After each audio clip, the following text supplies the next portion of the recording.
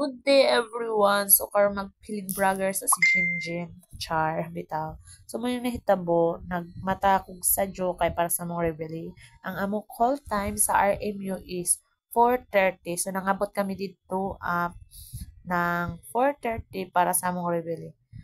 Then pag gumana mo exercise or everything, pagtungtong sa alas 6, manguli kami sa among lugar or sa among kanyang apartment para mag-prepare na pod para sa duty. So amo call time sa duty is 8:30, then ang among uli kay 12 p.m. So pagkahuman na mo ng duty, mo kuha na sad kami, mo balik na pod mi sa eskwelahan kay nami klase. Amo klase kay 2 to 9 p.m. I think 9 p.m. or 9 p.m. 9 p.m. yeah. Char.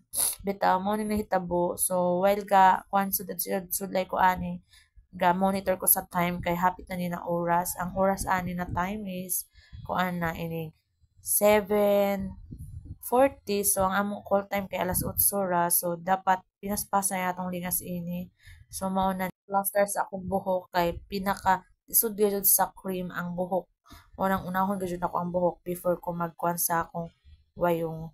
So tuod ini mo na nga ako gamit na sunscreen ang Fair Skin kay para mag sunblock ta para sa protection ay tungod sa kainit need nato og sunblock kay para madyo na lamang di ta maitom gamay char. Bitaw mao na ning akong gamit Fair Skin for pila na ka man. So far gana ang ijang result sa ini na product. So add to cart na kamo char. Sales stock yan. Bitaw ako na sunblock. Fair skin na mo dira add to cart char. Bitaw sige na. Kay yung first zone naghanap sa charger. So nakita na ang charger kay basi malubat kita. Ang charger is like para bata karon char. Nag-add ako dira kay basin nay gabi ka init. Mao nang for the kilay ang person, kilay islay pod ta char. Well, kilayan sa nato gamay para pretty ang kilay. O, di ba?